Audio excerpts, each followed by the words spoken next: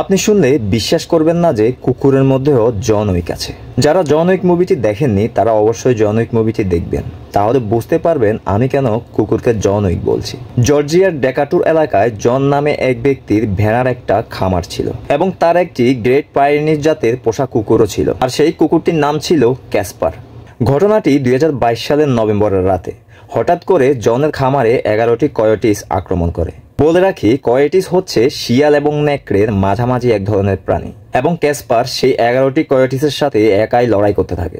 30 minute তাদের মধ্যে লড়াই হয় এবং 11টি কয়োটিসের মধ্যে 8টিকে জমের কাছে পাঠিয়ে দেয়। একটা কয়োটিসের মাথা শরীর থেকে আলাদা করে ফেলে, বাকি 3টে কয়োটিস জঙ্গলে পালিয়ে যায়। কি ভাবছেন সে 3টে কয়োটিস বেঁচে গেছে? আমি এমনি ক্যাসপারকে জন উইক বলিনি। যখন বাকি 3টে কয়োটিস জঙ্গলে পালিয়ে গিয়েছিল তখন ক্যাসপার 4 ফুট দেয়াল টপকে তাদের পেছনে ছুটে গিয়েছিল তাদেরকে মারার জন্য। জন ভেবেছিল কয়োটিসরা তার কুকুরকে মেরে ফেলেছে।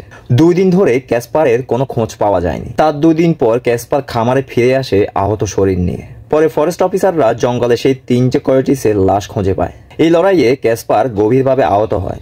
তার লেজ, মুখ এবং শরীরে গভীর ক্ষতচিহ্ন ছিল। লাইফলাইন অ্যানিমেল প্রজেক্টের সাহায্যে ক্যাসপারের চিকিৎসা চালানো হয় এবং তাকে সুস্থ করার জন্য প্রায় $15,000 খরচ হয়ে যায়। এখন বুঝতে পারছেন কেন আমি ক্যাসপারকে শুরুতে জন উইক বলেছিলাম।